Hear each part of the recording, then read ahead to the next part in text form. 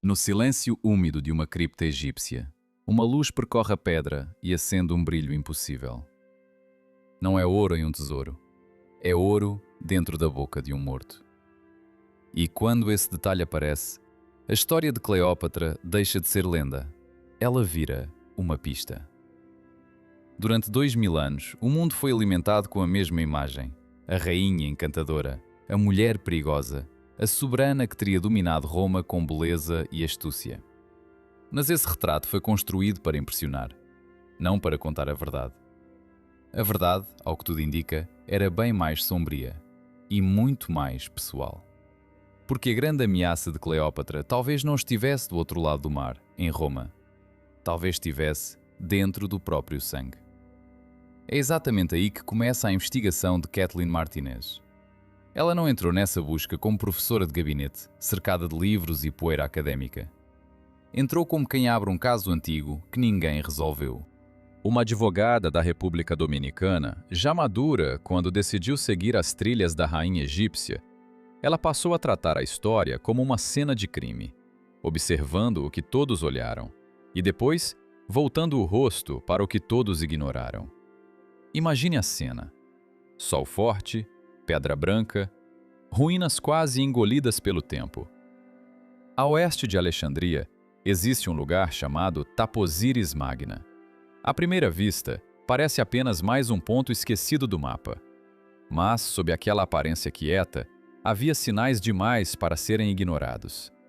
A equipe de Martinez começou a rasgar camadas de calcário, e então surgiu o corredor, comprido, escuro, incrivelmente fundo. Escavado direto na rocha dura, como se mãos antigas tivessem trabalhado ali com uma paciência quase sobrenatural. Ele se estendia por uma distância absurda, seguia em direção ao mar, e parte dele estava afogada em lama e água salgada. Pense nisso por um instante. Quem faria um túnel assim e por quê? Não era o tipo de obra feito para um templo sem importância. Não a menos que o templo nunca tivesse sido sem importância. Não a menos que aquele lugar escondesse algo muito maior do que as ruínas deixavam parecer. E quando uma área costeira próxima revelou sinais de um antigo porto alagado, a teoria ganhou peso. Taposiris Magna talvez não fosse um posto remoto. Talvez fosse um centro real, oculto sob camadas de esquecimento. E se Martinez estiver certa, então Cleópatra não procurava apenas escapar da morte. Ela procurava um esconderijo digno de uma rainha que queria controlar até o próprio fim. Pense na imagem: uma mulher cercada por inimigos, um império estrangeiro fechando o cerco, e diante dela, uma escolha brutal: cair em mãos romanas, ser exibida, humilhada, arrastada em correntes diante das ruas de Roma, ou desaparecer num lugar onde ninguém ousaria profanar seu descanso. Martinez acredita que Cleópatra quis ser enterrada ao lado de Marco Antônio. Quis se associar para sempre a Ísis, a deusa que encarnava poder, proteção e renascimento. Para isso, precisava de uma tumba que não fosse encontrada por acaso. Precisava de um lugar selado por símbolo, pedra e medo. E é aqui que a história fica ainda mais estranha. Dentro do complexo, a equipe encontrou 18 sepulturas escavadas na rocha. Os corpos ali não tinham a aparência de enterramentos comuns. Quando as lanternas varreram aqueles rostos consumidos pelo tempo, um brilho surgiu na escuridão. Um brilho pequeno, frio, perturbador. Eram línguas de ouro, não línguas inteiras, pequenas placas metálicas colocadas dentro da boca dos mortos. Para os antigos egípcios, aquilo não era decoração, era passagem. No além, a alma precisava se apresentar diante de Osíris e responder por si. O ouro, que não enferruja, simbolizava uma fala que não se apaga, uma voz capaz de convencer o Senhor do mundo subterrâneo. Agora olhe de novo para esse detalhe: ouro na boca dos mortos. Em um templo ligado a Cleópatra. Isso não parece coincidência. Parece preparação. Esses corpos, segundo Martinez, talvez não fossem simples fiéis ou nobres soltos na sombra da história. Talvez formassem um círculo íntimo, gente da corte, gente acostumada a servir, gente enterrada ali para esperar alguém maior do que eles. como se aquele lugar fosse uma antessala funerária, uma sala de espera para uma rainha que ainda não tinha chegado, uma antecâmara real. E quando você pensa assim, tudo muda, porque a tumba desaparecida deixa de ser apenas uma lenda arqueológica. Ela passa a ser uma porta fechada. E alguém, em algum ponto do passado, parece ter deixado sinais suficientes para que essa porta fosse encontrada. Mas há outro caminho para chegar ao sangue de Cleópatra. Um caminho muito mais íntimo, muito mais cruel. Antes de ser lembrada como beleza e sedução, a família de Cleópatra era uma casa de feras. Um ninho de ameaças, intrigas e sangue real. E, no meio dessa linhagem, havia uma figura que a história quase empurrou para o escuro. Sua irmã, Arsinoe IV. A rivalidade entre as duas não era um capricho de palácio. Era sobrevivência. Quando Cleópatra foi afastada do poder, Arsinoe tomou a dianteira. Quando Júlio César chegou ao Egito, foi Arsinoe quem apareceu ligada à resistência, cercando o palácio, enfrentando o avanço romano, sem pedir licença à própria condição de princesa. Veja isso mentalmente. Jovem, firme, cercada por soldados, segurando uma cidade que queimava por dentro. Arsinoe não era figurante. Era uma guerreira de sangue real. Mas a história foi escrita pelos vencedores. E os vencedores não costumam ser generosos com as derrotadas. Arsinoe acabou capturada, levada a Roma em correntes e exibida no triunfo de César. Dizem que a multidão chorou ao ver uma jovem tão nova acorrentada diante do poder romano. Esse sentimento salvou sua vida por um tempo. Ela foi poupada, exilada, mandada para um templo na antiga Éfeso, longe do Egito e longe do trono. Por um momento, ela talvez tenha acreditado que a pedra sagrada a protegeria. Não protegeu. Anos depois, Cleópatra convenceu Marco Antônio a mandar assassinos ao templo.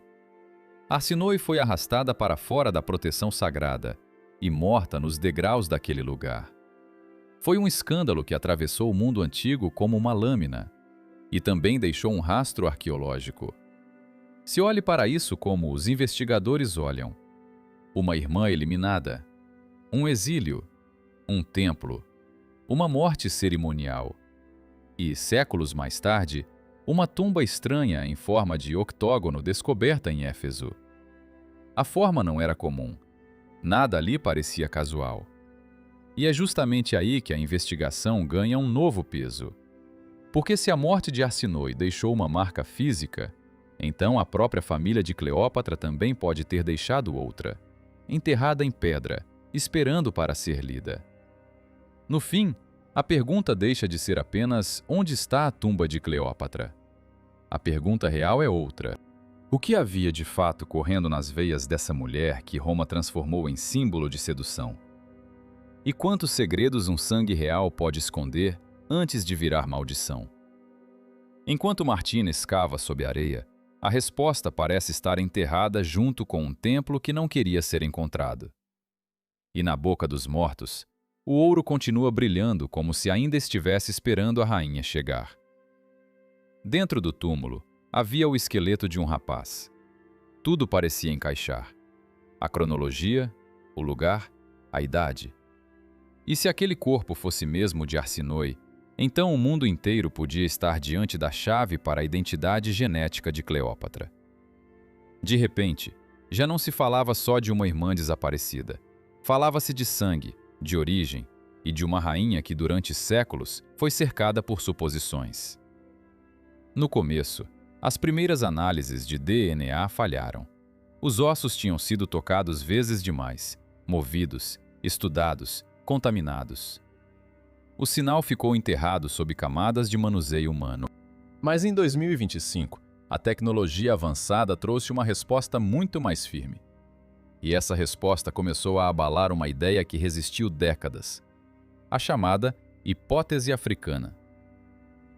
Para perceber por que isto foi tão explosivo, é preciso olhar com atenção para o túmulo em Éfeso. Não era apenas uma sepultura antiga, era um sinal de intenção, um objeto de poder.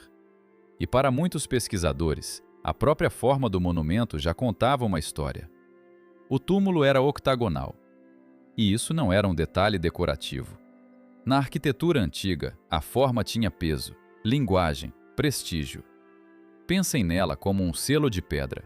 Agora, imaginem essa forma ligada ao famoso Farol de Faros, em Alexandria, um dos grandes milagres do mundo antigo. A semelhança não passava despercebida. O arquiteto ou arqueólogo que analisou esses traços viu ali uma assinatura de elite. Como se a própria pedra tivesse sido talhada para anunciar uma linhagem real. Foi aí que a pista ganhou corpo. Éfeso era justamente o lugar onde Arsinoé foi morta. E isso tornava o túmulo ainda mais suspeito.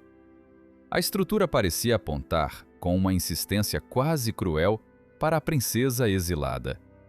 Como um dedo de pedra a marcar um nome esquecido. Mas o estudo não parou na arquitetura. Foi mais fundo. Muito mais fundo. O crânio descoberto em 1929 tinha uma história quebrada, quase digna de um romance sombrio. Durante a Segunda Guerra Mundial, desapareceu na Alemanha. E durante décadas pareceu perdido para sempre. Até que em 2022, ressurgiu nos arquivos da Universidade de Viena. Quieto, esquecido, esperando como se tivesse sobrevivido de propósito. Vejam esta imagem com nitidez. Uma gaveta de arquivo, poeira fina, documentos amarelados e dentro deles, a sombra de um rosto antigo. Antes de desaparecer, esse crânio tinha sido medido e fotografado. E foi com base nessas marcas que a equipa liderada por um antropólogo de Viena fez uma afirmação que incendiou o debate. O formato do osso sugeria que a mãe daquela pessoa podia ter origem africana. Uma frase dessas atravessa séculos como um golpe. Porque se Arsinoé tinha uma mãe africana e se partilhava o mesmo pai com Cleópatra, então a rainha do Egito já não podia ser descrita com tanta facilidade como uma greco-macedónia pura. A imagem tradicional começava a rachar. A discussão deixou de ser apenas arqueológica, tornou-se identitária, tornou-se política. Durante anos, autores como J.A. Rogers e outros nomes ligados a essa leitura insistiram que a presença africana no Egito tinha sido apagada da história. Mais tarde, em 2023, um filme documental da Netflix reacendeu essa chama ao escalar uma atriz negra para representar Cleópatra. O mundo inteiro voltou a olhar para a mesma pergunta, agora com mais ruído e mais paixão. Quem era, afinal, a rainha? Para os defensores da hipótese de uma Cleópatra negra, aquele esqueleto de Éfeso parecia ser a prova rara, quase preciosa. Um osso. Um túmulo. Uma possibilidade de reescrever a dinastia mais famosa do Mediterrâneo. Mas em 2025, essa possibilidade não foi apenas enfraquecida, foi esmagada. A equipe de Viena não observou o crânio apenas por fora. Ela o atravessou com tecnologia de imagem em altíssima resolução. Criou um mapa digital do interior. Uma radiografia profunda, quase íntima. Depois, focou a parte mais dura do osso. Aquela zona petrosa que costuma preservar vestígios biológicos por mais tempo. É como se o crânio guardasse, no seu centro mais protegido, o último segredo do corpo. E o segredo veio à tona. Os resultados, publicados em janeiro de 2025, desmontaram a hipótese inicial. O esqueleto não era de Arsinoé. Não era de uma mulher por volta dos 20 anos. Não era de uma princesa africana. Havia cromossoma Y. A pessoa enterrada ali era um rapaz.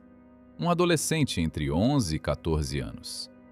E o corpo mostrava sinais claros de sofrimento físico. Vejam o detalhe com atenção. Uma mandíbula retraída, assimetria no rosto, deformações no crânio. O crescimento não tinha seguido o caminho normal. Algo o tinha marcado desde cedo. Os investigadores apontaram para condições compatíveis com síndrome de Treacher-Collins, ou com um raquitismo severo. Em qualquer caso, não se tratava de um corpo comum. Tratava-se de um jovem da família real, debilitado, moldado pela doença. E então surgiu outra camada ainda mais perturbadora. O DNA não apontava para o Egito. Apontava para a Península Itálica ou para a Sardenha. Ou seja, O osso usado durante tanto tempo como argumento para defender uma origem africana de Cleópatra não sustentava essa leitura. Tudo indicava uma conclusão bem mais dura. A teoria construída em cima daquele esqueleto desabou. Mas quando uma porta cai, outra sala escura se revela. O túmulo octogonal continua ali como um enigma de pedra. Foi feito para alguém de grande prestígio. Talvez para um herói. Talvez para uma figura quase sagrada. Então, por que razão um rapaz doente, com traços genéticos ligados à Itália, foi enterrado num monumento tão reservado? Imagine esse contraste. Um corpo jovem, frágil, longe da terra natal, colocado dentro de uma estrutura pensada para a glória. Isso não parece acaso.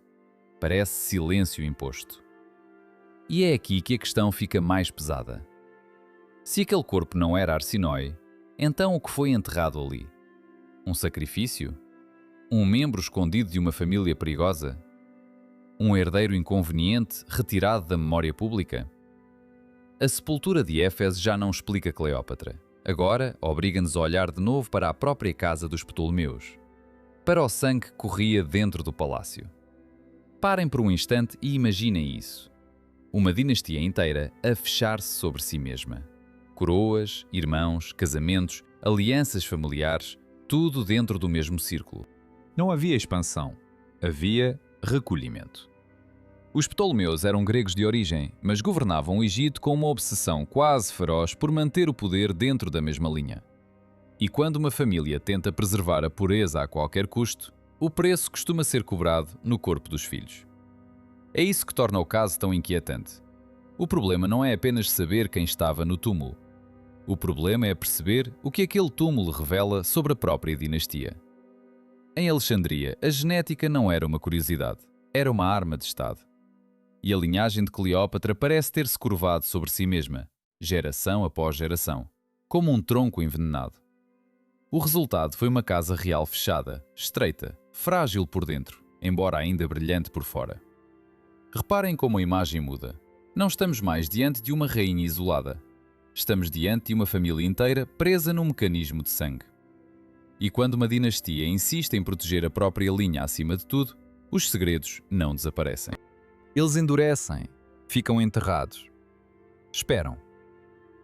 Para chegar a esse objetivo, a Casa Real recorreu a um hábito antigo e brutal: casar dentro da própria família. Irmãos com irmãs, tios com sobrinhas. O sangue ficava fechado sobre si mesmo, como água sem saída. Os historiadores acreditam que os pais de Cleópatra foram, muito provavelmente, irmão e irmã. E os avós talvez tenham repetido a mesma união estreita, geração após geração. A dinastia musical não era uma árvore, era um círculo. O resultado foi extremo. Os geneticistas calculam que o coeficiente de endogamia de Cleópatra ao nascer chegava perto de 45%. Isso é um valor assustador. Para comparar, o filho de primos costuma ter algo em torno de 6%. 45% já entra na zona dos casamentos repetidos entre irmãos, por várias gerações. É como se a família tivesse apagado qualquer variação saudável do próprio corpo. E quando isso acontece, os defeitos deixam de ser exceção. Viram herança. Um paralelo claro surge na dinastia espanhola dos Habsburgo. Eles também fecharam o sangue dentro do palácio, e o exemplo mais conhecido é Carlos II da Espanha. Ele demorou anos para falar, não andou como uma criança normal. Seu maxilar era tão projetado para a frente que os dentes não se tocavam. Não conseguia mastigar, precisava engolir quase tudo inteiro. Depois da morte, aos 38 anos, o corpo dele revelou um retrato terrível. Havia muito pouco sangue. A cabeça estava tomada por líquido. O coração, segundo a descrição forense, era menor do que uma ervilha. Muito menor. O coeficiente dele girava em torno de 25%. Cleópatra teria quase o dobro disso. Pare aqui e imagine a diferença. Não estamos falando de um detalhe secundário. Estamos falando de uma família que foi, pouco a pouco, eliminando a própria margem de segurança biológica. Quando o mesmo material volta sempre, a falha se repete. É aí que entra a homozigose. Diga isso de forma simples. Quando mãe e pai entregam praticamente o mesmo pacote genético, a criança recebe 2 cópias iguais demais. E se essa cópia carrega um erro, não há segunda versão para corrigir. Num casal normal, um gene saudável muitas vezes compensa o gene defeituoso. Um apaga o outro. É uma proteção silenciosa. Mas no caso de Cleópatra, essa conversa entre 2 lados quase não existia. Os mesmos erros voltavam de novo e de novo. Os genes repetiam as mesmas fraquezas, sem receber variações novas para equilibrar o quadro. Do ponto de vista biológico, o retrato esperado era de uma mulher gravemente prejudicada. Esse padrão aparece em toda a linhagem. Basta voltar ao bisavô dela, chamado Ptolomeu VIII, conhecido pelo apelido de Fiscão, um nome que já dizia tudo. As crônicas o descrevem como um homem de obesidade patológica, com braços e pernas tão fracos que mal sustentavam o peso do corpo. Ele precisava de ajuda para andar. Usava roupas finas demais, quase transparentes, e isso chocava emissários romanos. As fontes antigas ainda falam de pescoço inchado, olhos saltados e respiração difícil. Veja bem a imagem. Um rei pesado, lento, ofegante, preso num corpo que parecia lutar contra ele. O pai de Cleópatra, Ptolomeu I, chamado de flautista, também não escapava desse quadro. Era descrito como fraco, sem presença e sem autoridade. Um homem pequeno diante do próprio trono. Historiadores da medicina veem nessas descrições um padrão duro de ignorar. Eles apontam sinais que lembram distúrbios herdados do metabolismo, e em especial, a doença de Graves. Em linguagem simples, é um ataque do próprio corpo contra a tireoide. E isso muda tudo. Porque a tireoide não governa só a aparência. Ela mexe com o ritmo inteiro da pessoa. Quando esse sistema dispara demais, o corpo entra em estado de alarme permanente. A pessoa pode ficar cheia de energia, falar depressa, dormir mal, agir por impulso e correr riscos demais. Parece força. Às vezes, é descontrole. Os autores antigos elogiaram Cleópatra por uma vitalidade sem fim. Diziam que ela trabalhava a noite inteira, que se movia sem parar, que parecia não cansar nunca.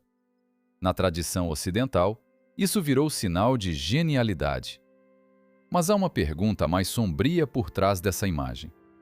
E se essa energia lendária fosse, em parte, sintoma de uma enfermidade herdada? Imagine o palácio em silêncio, no meio da noite, lanternas acesas, passos rápidos no corredor. Uma rainha que não deita, não desacelera, não se entrega ao descanso. Isso não parece só poder. Parece também um corpo em guerra consigo mesmo. As moedas de prata cunhadas durante seu governo reforçam essa sensação. O rosto gravado nelas mostra um nariz firme e curvado, um queixo marcante, pescoço espesso. Não é a beleza frágil dos retratos românticos. É o rosto de uma sobrevivente. Um rosto moldado pela própria linhagem. Observe isso com atenção. Com um coeficiente tão alto, Cleópatra deveria ter apresentado deformações graves. Mas a história conta outra coisa.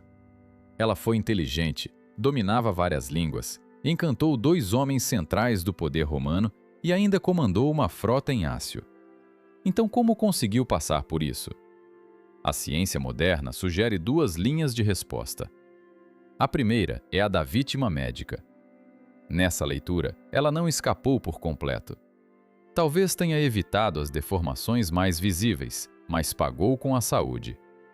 E há pistas inesperadas sobre isso num velho narrador chamado Plutarco.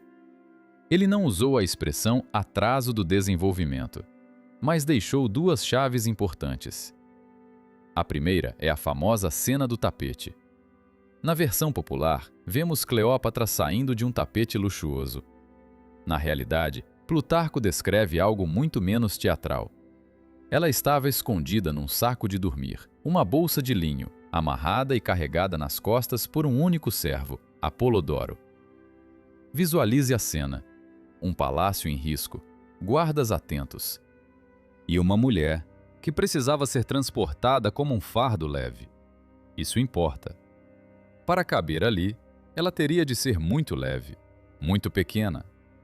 Não era a rainha alta e imponente das pinturas posteriores. Era baixa, e isso muda o quadro inteiro. A segunda pista aparece quando Plutarco fala da relação de Cleópatra com Antônio. Ele observa, de maneira direta, que a beleza dela, sozinha, não era extraordinária. O que prendia os outros era o jeito de falar, a voz, a presença. Era a maneira como ela ocupava o espaço, não apenas o rosto. Quando juntamos isso ao nível de endogamia, a baixa estatura deixa de parecer um detalhe simpático. Começa a parecer um sinal. Um corpo que cresceu sob limites invisíveis, antes mesmo de aprender a governar. Se você está acompanhando este ponto da história, guarde uma coisa na cabeça. O mistério já não é só como ela governou. O mistério é como alguém com uma herança tão pesada conseguiu sobreviver no centro do mundo. A segunda explicação proposta pelos estudiosos é ainda mais cruel. Ela sugere que Cleópatra pode ter sido forte por fora e frágil por dentro. Uma espécie de triunfo aparente sobre um corpo comprometido. Imagine a diferença entre o que o povo via e o que ninguém via. Num salão iluminado por tochas, ela surgia com voz segura, joias no lugar, olhar firme. Mas, atrás da cortina, havia talvez fadiga, tremores, noites sem sono e um organismo sempre à beira do colapso. Não seria a primeira vez que uma dinastia esconde a doença atrás do ouro.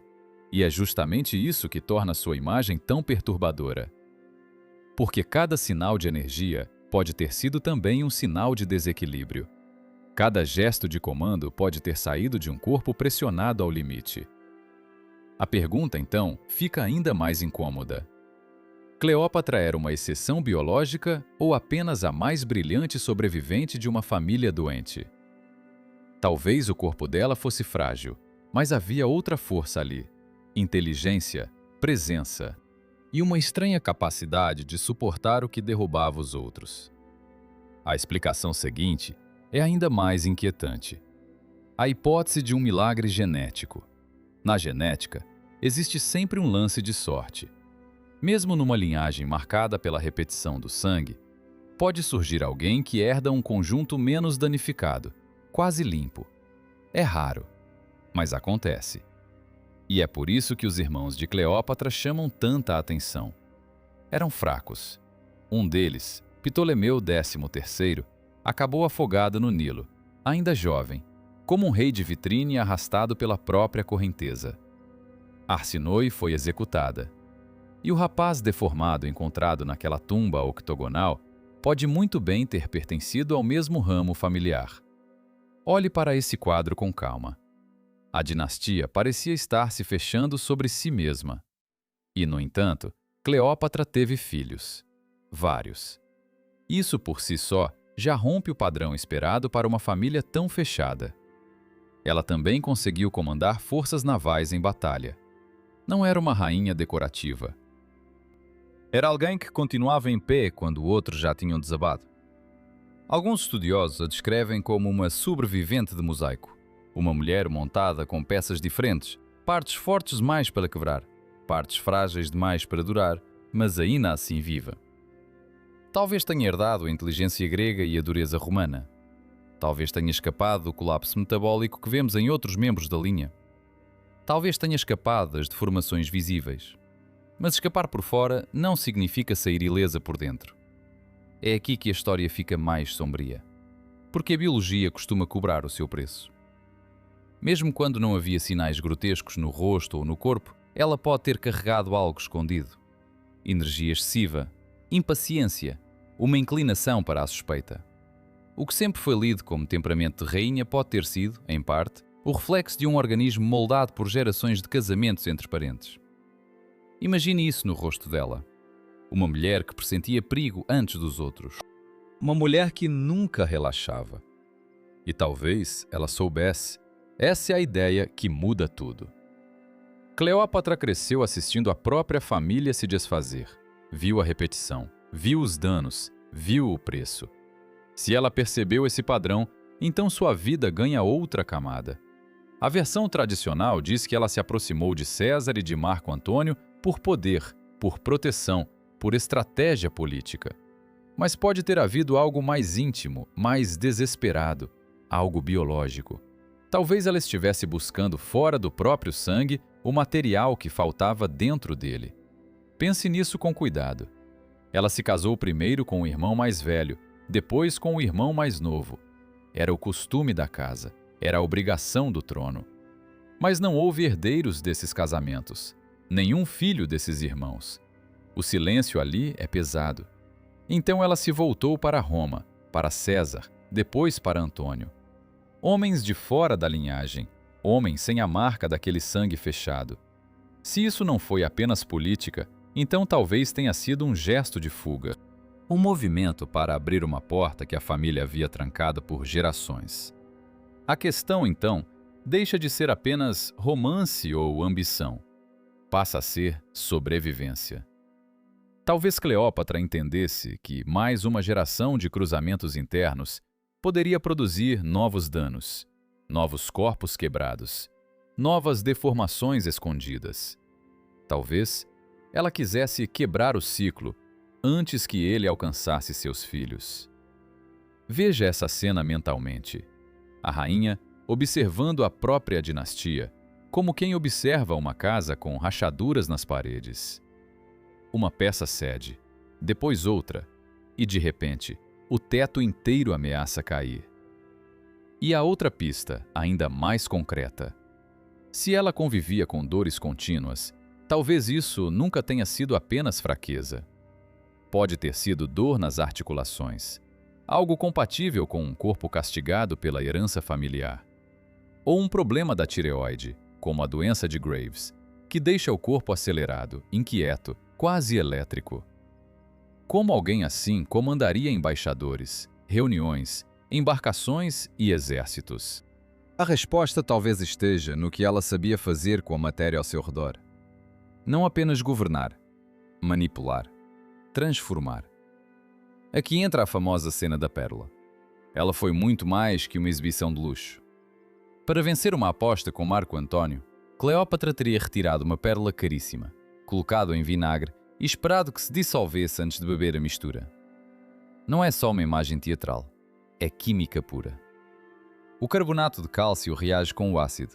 Ela conhecia esse tipo de reação. Entendia como uma substância podia ser alterada por outra. E se sabia fazer isso com uma pérola, certamente sabia fazê-lo com plantas, óleos e essências. Perceba o alcance disso. Uma rainha que entendia reações não era apenas uma consumidora de remédios. Era uma usuária consciente de substâncias. E o Egito era um centro médico de peso. Lá circulavam ervas, pós, resinas, ungüentos e drogas de origem vegetal. Em um mundo sem analgésicos modernos, esse conhecimento era poder real. Era a diferença entre suportar uma audiência inteira sem tremer ou ser vencida pela dor antes do meio-dia. Talvez o ópio tenha entrado nessa história. Era extraído de campos de papoula, valorizado, roubado, guardado como ouro líquido. Pense na cena. Pequenas cápsulas cortadas ao amanhecer, o leite branco escorrendo, depois recolhido e secado. Uma substância dessas poderia ter sido usada para anestesiar o corpo e permitir que ela aguentasse longas cerimônias, longas conversas, longas noites.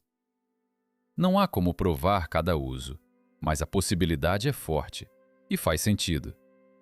Uma mulher pressionada por dores crônicas não sobreviveria só com autoridade. Precisaria de alívio. Se além disso, ela sofria de inquietação e insônia ligadas à tireoide, então outro recurso pode ter entrado em cena. O quife. O incenso complexo, queimado à noite nos templos, famoso pelo efeito calmante. Plutarco dizia que seu aroma desfazia o nó da tensão, como dedos desamarrando uma corda apertada. Imagine isso no quarto de uma rainha. A fumaça subindo devagar, o cheiro doce, resinoso, quase pesado. O ar ficando menos áspero. Para uma mulher sacudida por um corpo que não sossegava, isso não era perfume, era tratamento. E então vem o lótus azul. Não como fantasia exótica, mas como outro recurso real. Era um vinho perfumado, associado a um estado suave de tranquilidade e leve euforia.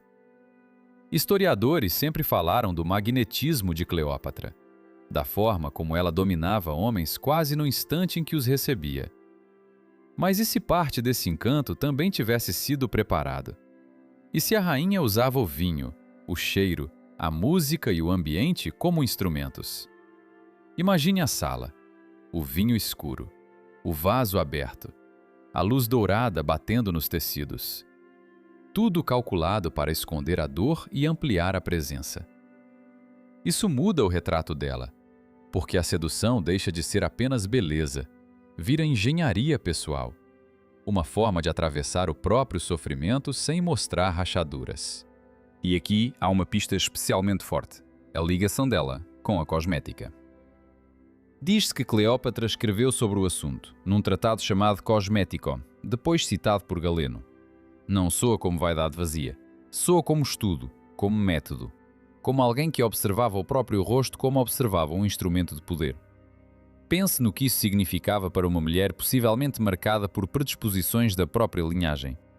Se havia problemas de pele, ela buscava cobri-los. Se havia inchaço no pescoço, ela o escondia. Se os olhos pareciam mais salientes, talvez recorresse ao carvão para mudar a linha do olhar. Se o corpo revelava fraqueza, ela respondia com aparência controlada. A cosmética, nesse caso, não era luxo, era armadura.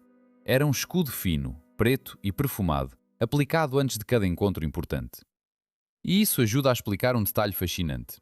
O cuidado com o pescoço, com os colares largos, com as peças que quebravam a linha do corpo. Veja essa imagem na cabeça. Uma mulher diante do espelho de bronze. Mãos firmes. Pó escuro nos dedos. Um colar pesado repousando exatamente onde a pele poderia denunciar algo. Nada ali parece casual.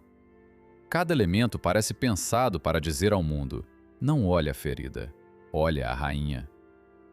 No fim, o que se desenha não é só a história de uma monarca bonita e sedutora.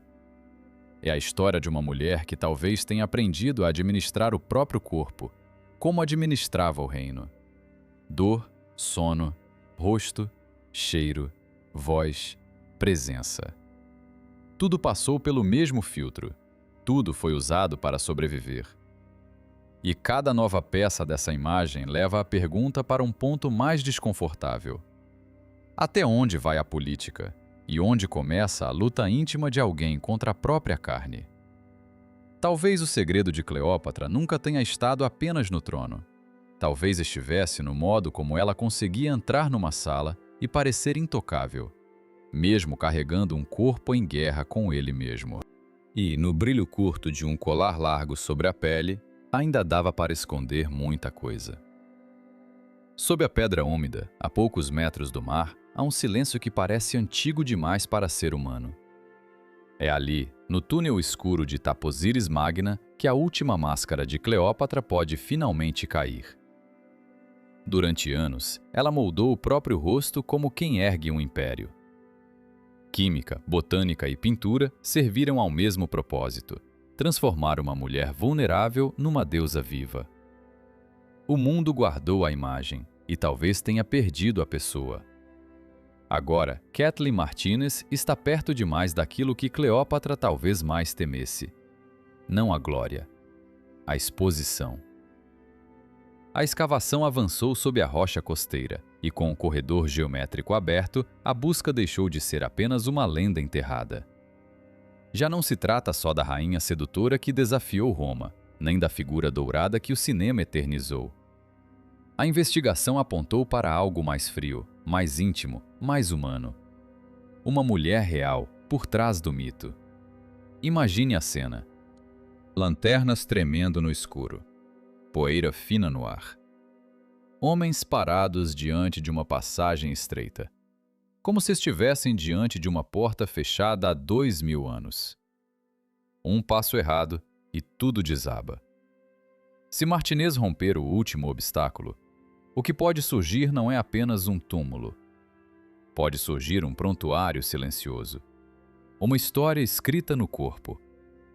Uma mulher baixa, talvez frágil, possivelmente marcada pela dor, escondendo a própria condição atrás de ouro, poder e cerimônia. E isso muda tudo. Porque a questão nunca foi apenas onde Cleópatra está enterrada. A questão é quem ela era quando as cortinas baixavam. Uma soberana de inteligência afiada, lutando contra Roma com a mente. Mas talvez também alguém lutando, em segredo, contra o próprio corpo. Contra a própria herança biológica. Contra algo que o palácio não podia mostrar. Pense nisso por um instante. A rainha que o mundo chamou de encantadora talvez tenha vivido como paciente. Não como estátua. Não como estrela de cinema. Como alguém que precisava esconder, corrigir, camuflar. É por isso que esta descoberta pesa tanto. Não se trata só de história antiga. Trata-se de biologia, de imagem pública, de sobrevivência. Se o sepulcro revelar o que parece prometer, a lenda pode ganhar carne e osso. E a carne e osso podem ser muito mais inquietantes do que a lenda. A verdade sobre Cleópatra talvez seja menos brilhante e muito mais poderosa. Menos festa, mais batalha. Menos ícone, mais mulher. E é justamente isso que ainda paira no túnel, imóvel, como uma respiração presa na garganta do mundo. Os aparelhos estão prontos. O corredor espera. A pedra continua fechada. E, atrás dela, talvez esteja não a rainha que o mundo quis ver, mas a mulher que ela lutou tanto para esconder.